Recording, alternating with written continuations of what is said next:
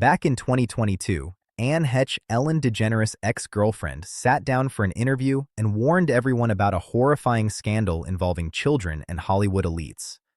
Less than 2 months later, Anne died in a car crash. Now, almost 3 years later, the Epstein files are out and people are looking at Anne's death and warnings in a whole different way, connecting dots that point to Ellen being the person that Anne warned us about. There's a claim circulating right now that the Epstein files reveal Ellen DeGeneres as, and I'm quoting this directly from the Post's, Hollywood's most prolific, that she consumed human flesh. Ellen DeGeneres is named in the Epstein documents, and that part is real. Her name appears in the broader index of over 300 high-profile individuals that show up across the investigative materials. Flight logs, communications, third-party interviews, peripheral records. And so, if I do, I don't want it to go to waste. Who will eat pizza if I, Jennifer? Yes, Harrison. Yes. Yes. All right. Too large. What do you think? I'm going to order some pizza. Prior to Anne's death, Ellen's mask was slowly starting to come off. And in 2020, allegations of Ellen being involved in and abs of her staff were starting to come out. Everyone around Ellen was saying that her be kind persona was nothing more than a lie. And in reality, she was just as bad as any other elite in Hollywood. The worst part, however, were the allegations that the child stars that Ellen had interviewed were being. Now, some people are actually finding references to what Ellen was doing in the Epstein files. The names are redacted, but the dates, the statements, all line up. Around 1,500 email chains were flagged as very disturbing. The following email has a maximum score of 10. It appears to show Epstein emailing one of his victims. Here's another example. What's also concerning is the significant amount of communication from other alleged whose identities the Department of Justice has inexplicably withheld. The sender of this email is redacted, while this email appears to show someone scouting women for Epstein. These are just some of the emails that investigative journalists have linked to child stars who were on Ellen and Epstein. Once you see how Ellen behaved, everything will start to make sense. In early 2024, the Department of Justice announced that they were launching an investigation into the Epstein files and was going to release emails and a client list soon. Next thing you know, Ellen announced that she was going to be leaving the US forever. And just 3 months later, she was in a random UK village, completely away from social media and any spotlight. The same person who had lived her entire adult life in the news was suddenly doing everything she could to hide. Ellen DeGeneres and her wife Portia de Rossi have reportedly fled the US bound for the UK after Donald Trump's landslide victory. Numerous publications are reporting the couple have left the United States permanently. There are also reports the couple have put their Montecito mansion on the market. Entertainment publication. The Wrap has the exclusive story and said Ellen DeGeneres and wife Portia de Rossi have moved to rural England, put their Montecito estate on the market, and plan to never return to the United States, telling friends the election of Donald Trump was their primary motivation. Ellen DeGeneres has been a vocal Trump critic, so the move doesn't come as a surprise to most. They're losing their mind. She sounded so sincere, didn't she? Very sincere. Virtually choke on her words. But the best one for me is Ellen DeGeneres, who is, by the way, a very nasty person. I've had dealings with her in Australia. Could I tell you some stories about that cow? But anyway, good riddance to her.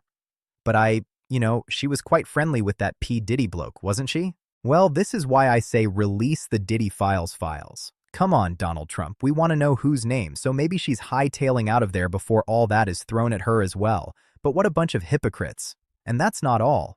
Anne Heche's death was also looking more and more suspicious the closer you looked at it. At the time of her death, Anne Heche was allegedly working on a documentary called The Silent Children that was going to expose a global child ring ambulance. That's some sort of sign. But yes, so basically the activity that we were looking for, that anxious or that quick moving that was going on the other side of the vehicle. Oh my gosh, he's completely alive. What the hell? By understanding how humaning really works, you can make a difference in the life of someone at risk. In May 2002, the Ellen DeGeneres show was canceled. And then 2 months later, Anne Heche, Ellen's ex-girlfriend, was in a really bad car accident where, She flew her Mini Cooper into someone's house and it caught fire. And it's not Anne Heche that died after Ellen started being exposed. Another major name that spent years with Ellen and knew all her secrets. Twitch, co-producer of The Ellen Show, died just 2 months after The Ellen Show ended. Twitch even left his wife a note that exposed everything that was happening behind the scenes. Employees close to Twitch have also given statements saying that Ellen was pressuring Steven and they had witnessed Twitch look tense after talking to Ellen multiple times near the end of the show. Was Twitch's death really an accident? We're learning more tonight about the tragic sight of Steven Twitch Boss and the detailed steps he took to hide his plans. TMZ is reporting when Twitch left his home the day before. He took an Uber to a motel about a mile away. At the motel, he switched his phone to airplane mode so no one could reach him. The motel manager says he checked in Uber or he checked in, rather, under his own name and never left his room. We also now know that Twitch left his note. Details have not been made public, but TMZ reports the note alluded to challenges Twitch had faced in the past. Entertainer Tyler Perry knows firsthand what that is like. I want to take you back to a time in my life where I tried to convince a couple of times. Because it was so dark, I thought the only way to make this better or this pain go away is to end my life. Had any of those attempts happened, I would have missed the best part of my life. More importantly, what were the secrets plaguing Twitch and what horrors was he burdened with? If we take a look at what Ellen was trying to normalize on her show and what we now know was happening on Epstein's Islands, everything starts to fall into place. It is a known fact that Epstein was working on extracting stem cells from embryos. In one episode with Sandra Bullock, Ellen openly joked about using facial treatments derived from human stem cells, even laughing about the horrific process of how they are extracted just to keep herself looking young. Okay, let's talk about this facial that you're obsessed with. How many did you get the whole cast of Ocean's A to do this? Not everybody. Okay, good. Smart. Just those that I thought would appreciate it. Okay. Explain what it is. Well, it's this way in which one forces through micro-needling. It's like a little roller with these. Some of you, I think many of you know it. And it pushes through the skin and ruptures the collagen and then boosts it. You look like a burn victim for a day, but then it pushes the skin. Pushing into the skin. Sarah, S. Carey, what are you pushing into the skin? Well, you push in whatever the facialist would like to insert into your pores. But what is it? It is an extraction from a piece of skin that came from a young person, far, far away, and they somehow figured out how to extract. It's foreskin from a Korean baby. These are the same things that Epstein was doing on his island. One victim even mentioned in her testimony that Epstein was using her as a human incubator and taking her fetuses to extract stem cells. Multiple journals and diaries belonging to the victims that Epstein was keeping on his island were also discovered. In these diaries, the victims describe being by some of the most powerful men in the world, with Ghislaine Maxwell being right there. So as much as we talk about Epstein and all that, sometimes we don't talk enough about what these accusers, what these alleged victims went through. So let me read you from these again, what appear to be diary entries. Close your eyes. Close your eyes. Close your eyes. Don't speak. She doesn't talk. I can't stop shaking. And it's been a week. A decision was made, but I can't tell Jeffrey. These things happen. Why didn't I close my eyes fast? Enough? The doctor was different again. I think from Israel. He had kind eyes but didn't speak directly to me. This was different. A shot and those rod-like things had a hook and so much pain. Ghislaine said to push all the pain away. I don't understand. Blood and water all over the bed. And she was right. Like a feeling when your tummy hurts and you have to push. She said to close my eyes and put her hands over my eyes, but I didn't close them because of these tiny cries. I am so lost. I saw between her fingers this tiny head and body in the doctor's hands. It reached its tiny arm up and had a tiny foot. I closed my eyes and no more cries. And when you go to page 20 of this particular packet, chillingly, there is even a picture of a sonogram on a page with the words, She is gone, and she won't be coming back. And next to what appears to be a poem entitled Child, you have passages such as, "Your clear eye is the one absolutely beautiful thing. I want to fill it with color and ducks." Now, we don't know for sure who this person is. We don't know if this claim is real.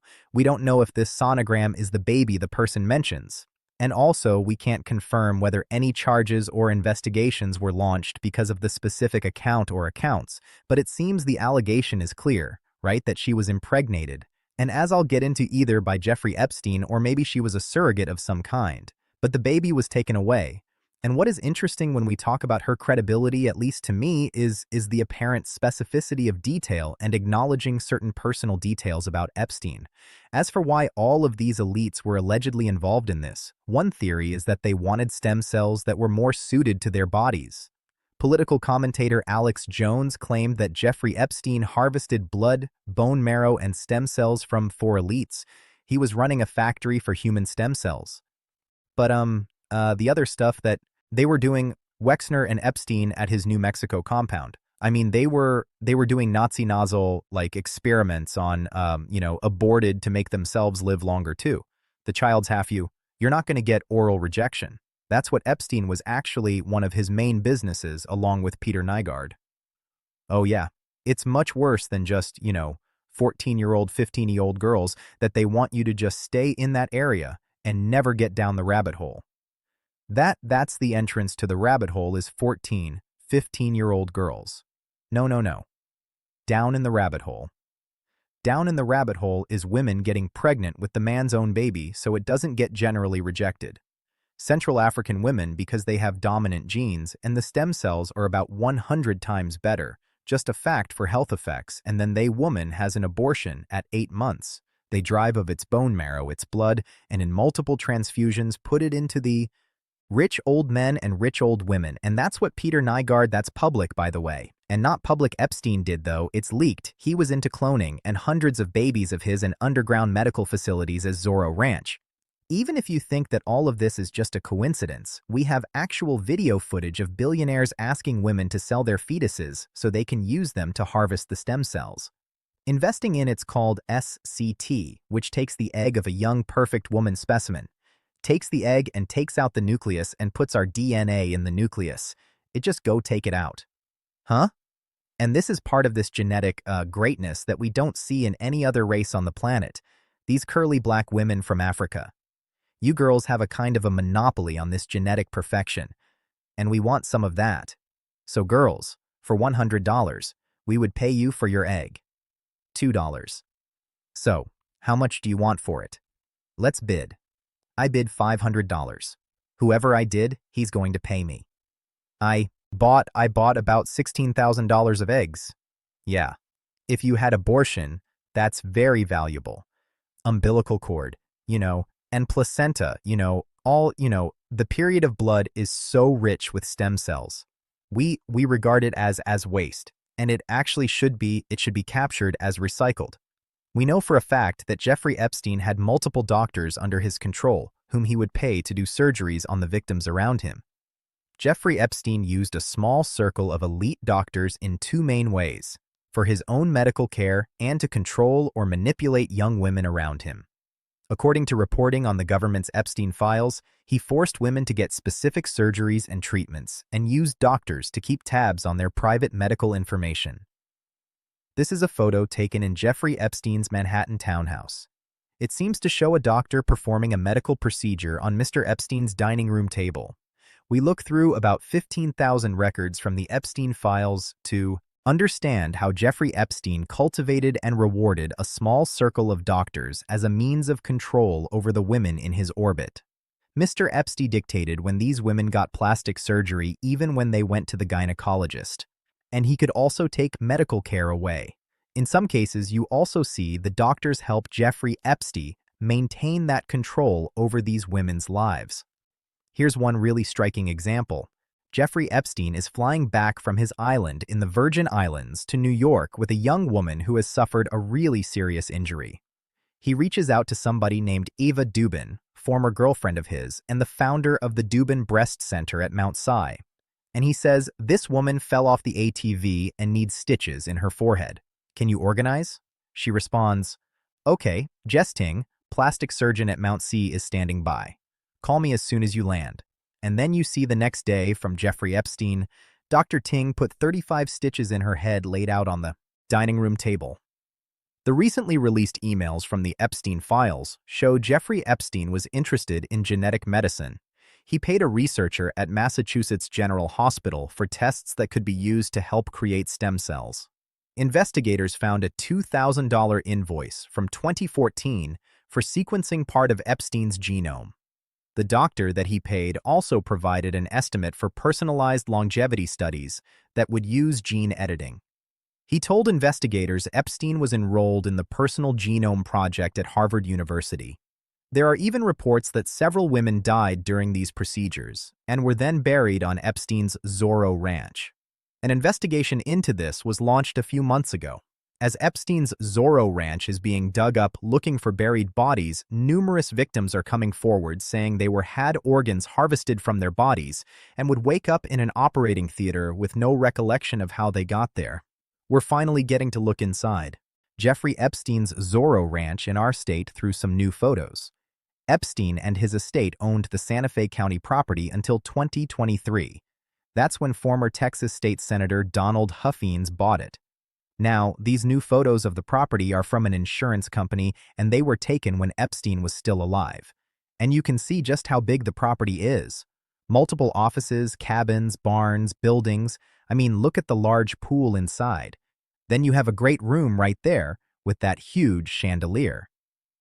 At the time, there was also a fire truck, tanker, and trailer on the property, as well as a firehouse and storage facility. Meanwhile, there is a growing memorial on the property's outskirts paying tribute to Epstein's victims and survivors. I can't imagine what they had to endure.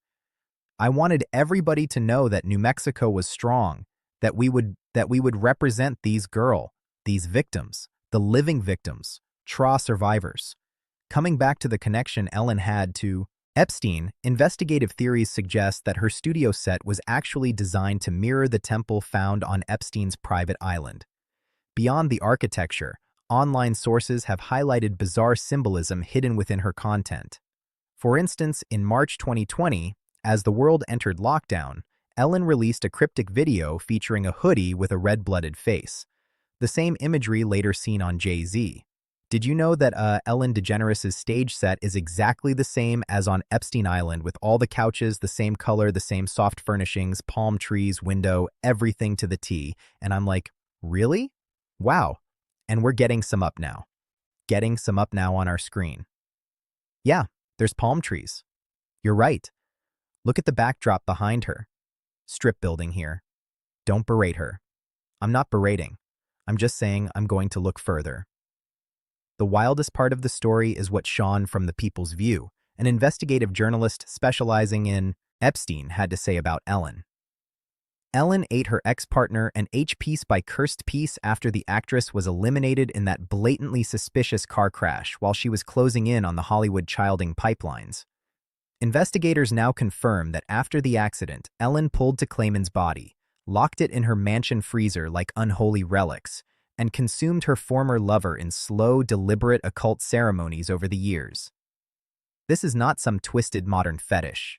This is primordial evil clawing its way back, hidden behind red carpets, charity galas, and morning show smiles.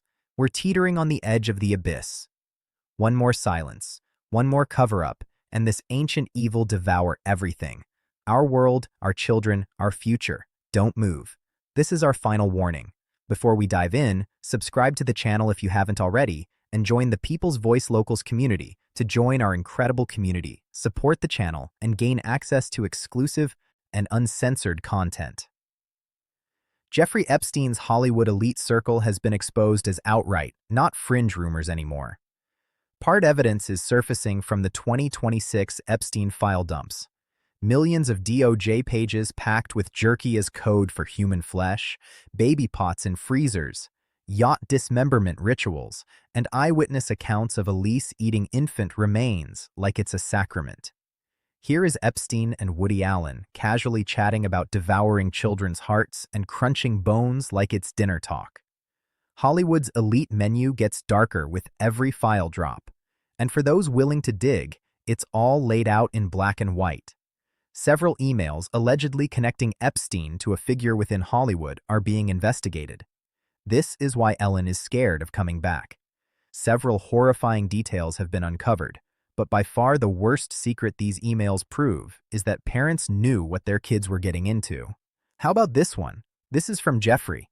Is Epstein on April 29, 2009. The subject line is, "You have received a flip video." So this is the days before iPhones. He writes, "How old is this one?"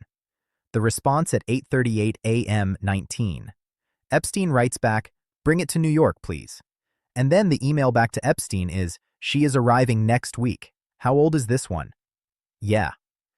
Now, the idea of bringing her there, arriving, it goes to this alleged systematic procedural nature of bringing girls and women into his orbit. Coming back to the death of Anne Heche. This wasn't the first time that someone connected to Epstein had died as a result of a car crash. Virginia Giuffre was one of the first victims who came out against Epstein. It's a harrowing read, and it'll make you feel uncomfortable, but these are the excerpts that stood out for me from the memoir written by the late Virginia Giuffre, which has just been released. In it, she describes being picked by Jeffrey Epstein to, quote, "a man who raped me more savagely than anyone had before." Now, it's worth noting that in the U.S. edition of the book, she described the man in legal filings only as, quote, "a prime minister," and that he had repeatedly choked her until she lost consciousness and, quote, "took pleasure in seeing me fear for my life." Gui doesn't name the prime minister or many of the other men that she writes about in this book. Her co-author Amy Wallace says it shouldn't be up to the survivors of to out there should be the authorities, which is why she's calling for the so-called Epstein files to be released. Gray does name Epstein and Prince Andrew, of course, who she says she had encounters with in multiple locations. And she also reveals some of the alleged tactics that Prince Andrew used when it became apparent that her story was going to get out. Allegedly, Virginia was silent because she had too much to say. The people she was exposing and the names she was giving to the authorities were just too big. She is the only reason that the British royal family is now being investigated for ties to the Epstein scandal. Welcome back and live now. I'm Austin Westall. Breaking news coming in, some sad news to share. We're learning this from the New York Post. Several other outlets reporting this as well. Virginia Giuffre, the most prominent victim of the late convicted file Jeffrey Epstein, took her own life on Thursday. This is just weeks after she made headlines for saying that she had days to live after she claimed to have been hit by a bus. A statement given to NBC News was quoted as such, from the 41-year-old's family. It says it's with utterly broken hearts that we announced that Virginia passed away last night at her farm in Western Australia. She lost her life to after being a lifelong victim of sexual abuse.